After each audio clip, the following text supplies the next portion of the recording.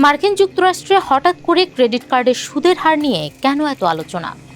লাখ লাখ মার্কিনী যখন ঋণের চাপে নুয়ে পড়েছেন, তখন প্রেসিডেন্ট ডোনাল্ড ট্রাম্প কেন ব্যাংকগুলোর বিরুদ্ধে অবস্থান নিচ্ছেন?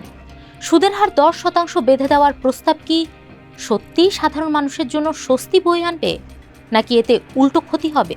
আর এই প্রস্তাব বাস্তবায়িত হলে সবচেয়ে বেশি প্রভাব পড়বে কার উপর, ভোক্তার নাকি ব্যাংকের? এসব প্রশ্নেরই উত্তর জানাবো আমরা। সঙ্গে আছি আমি, বর্ণা দাস।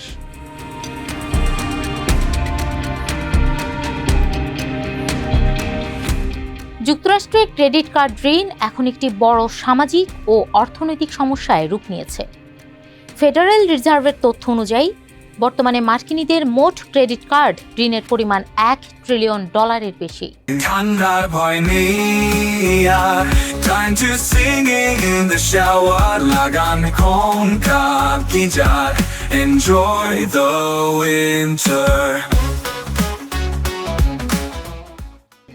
প্রায় 37% প্রাপ্তবয়স্ক নাগরিক নিয়মিত ক্রেডিট কার্ডের বকেয়া বহন করছেন।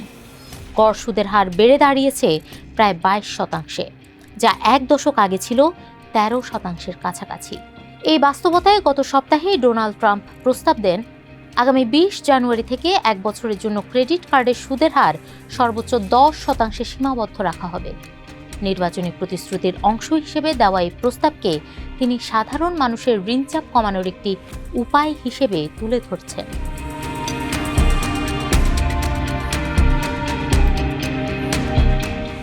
দক্ষিণ ক্যারোলিনার কলাম্বিয়ার বাসিন্দা 26 বছর বয়সী সেলেনা কুপারের গল্পই বোঝায় কেন এই প্রস্তাব আলোচনায় এসেছে। সরকারি চাকরি হারানোর পর তিনি নিয়মিত ক্রেডিট কার্ডের কিস্তি দিতে পারেননি, ফলে তার 3টি কার্ডে সুদের হার বেড়ে যায় দ্বিগুণের বেশি। কয়েক মাসেই তার ঋণের পরিমাণ দাঁড়ায় $6,000। কুপারের ভাষায়, সুদের হার কমলে কিছুটা স্বস্তি মিলবে, কিন্তু এতে পুরো ঋণ সমস্যার সমাধান হবে না।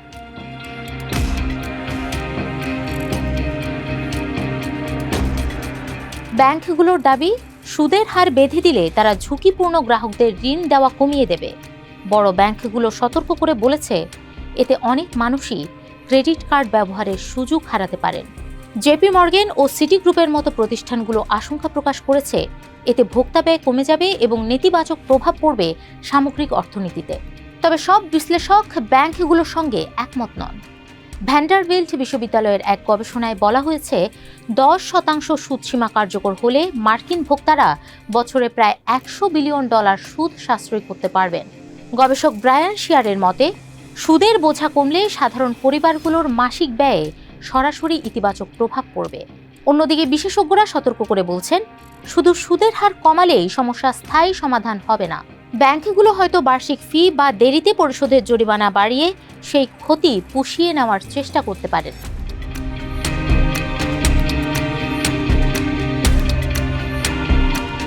প্রস্তাবটি কংগ্রেসে পাস হবে কিনা তা এখনও অনিশ্চিত। রিপাবলিকান ও ডেমোক্রেট উভয় দল থেকে সমর্থন মিললেও ব্যাংকগুলোর শক্তিশালী লবিং এই উদ্যোগের বড় বাধা হয়ে দাঁড়াতে পারে। তবু ঋণের চাপে থাকা লাখো মার্কিনীর কাছে ট্রাম্পের এই প্রস্তাব অন্তত একটি প্রশ্ন সামনে এনেছে, ক্রেডিট কার্ড ব্যবস্থা কি আদৌ সাধারণ মানুষের পক্ষে কাজ করছে?